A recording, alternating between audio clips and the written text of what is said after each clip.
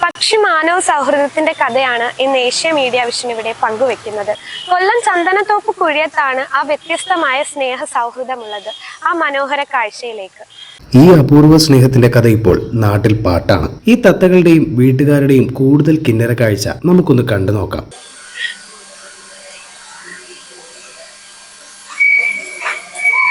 അമ്മമാരാണ് ആഹാരം കഴിക്കുന്നത്. ഞാൻ എന്തോ കഴിച്ചാലും എൻ്റെ വായിൽ നിന്ന് എടുത്താൽ കഴിക്കും.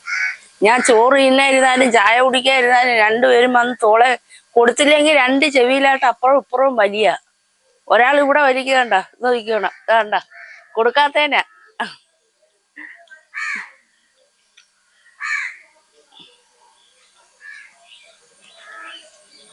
വീടിന് സമീപത്തുണ്ടായിരുന്ന തെങ്ങ് നിലംപതിച്ചപ്പോൾ അതിലുണ്ടായിരുന്ന തത്തക്കുഞ്ഞുങ്ങൾക്ക് മുന്നിൽ നായകൾ ബഹളം വെച്ചു. ഇതോടെ ഏതോ പക്ഷിക്കുഞ്ഞുങ്ങളായിരിക്കുമെന്ന് കരുതിയാണ് വീട്ടുകാർ അതിനടുത്തേക്ക് എത്തിയത്. അടുത്തെത്തിയപ്പോഴാണ് തത്തയുടെ കുഞ്ഞുങ്ങളാണെന്ന സംഭവം അവർക്ക് മനസ്സിലായത്. അങ്ങനെ തത്തക്കുഞ്ഞുങ്ങളെ എടുത്തുകൊണ്ടുവന്ന് വീട്ടിലിട്ട് അവർ വളർത്തുവാൻ തുടങ്ങി. ഈ രണ്ട് ഓമന തത്തകളെയും അവർ ജീവനോട് ചേർത്ത് വളർത്തി. തങ്ങളുടെ ജീവൻ രക്ഷിച്ചത് കൊണ്ടാണോ ലാളിച്ച് വളർത്തിയത് കൊണ്ടാണോ എന്നറിയില്ല. ഇപ്പോൾ ഈ വീട്ടുകാരുടെ ഇരു തോളുകളിലുമായാണ് പലപ്പോഴും ഇവരുടെ ഇരിപ്പിടം.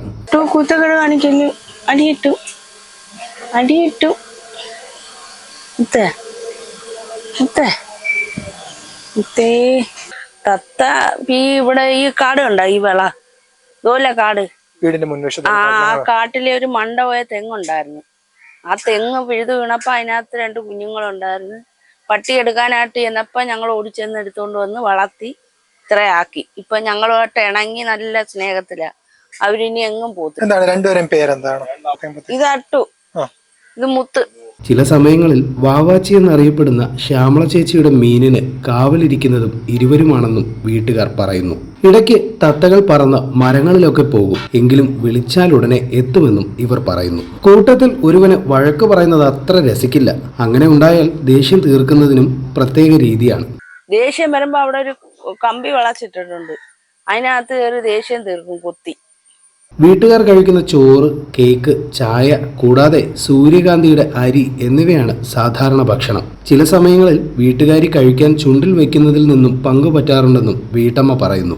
ഞാൻ കഴിക്കുന്ന ആഹാരം എല്ലാം അവര് കഴിക്കും. അവര് ബിസ്ക്കറ്റ്, ചായ, പിന്നെ ചോറ്, പിന്നെ അവർക്ക് സൂര്യകാന്തിയുടെ അരി മേടിച്ചു വെച്ചിട്ടുണ്ട്, അത് കൊടുക്കും.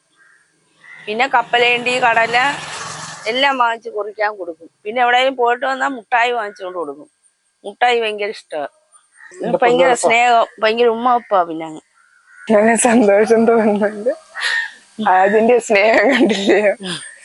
പ്രത്യേകം കൂടൊക്കെ ഉണ്ടെങ്കിലും ഈ തത്തകൾ അതിൽ കിടന്ന് ശീലിച്ചിട്ടില്ലാത്തതിനാൽ വീട്ടുകാരോടൊപ്പം കട്ടിലിൽ തന്നെയാണ് ഉറക്കം. കൂട്ടി കിടക്കത്തില്ല, ഒരു രാത്രി ഇടത്തില്ല.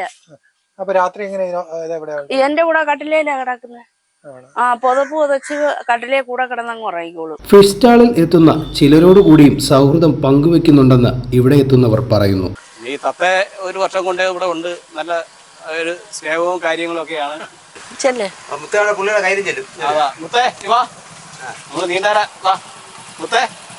നല്ല രണ്ട് തത്തയായിട്ട് എല്ലാവർക്കും ഒരു കാണാനൊരു ഷോ ഉണ്ട്. തത്തകളെ കാണുന്നതിന് മീൻ വാങ്ങാനെത്തുന്നവർക്കൊപ്പം കുട്ടികളും എത്താറുണ്ട്. അവർ ഇവിടുത്തെ തത്തകളെ കുറിച്ച് പറയുന്നത് ഇങ്ങനെയാണ്.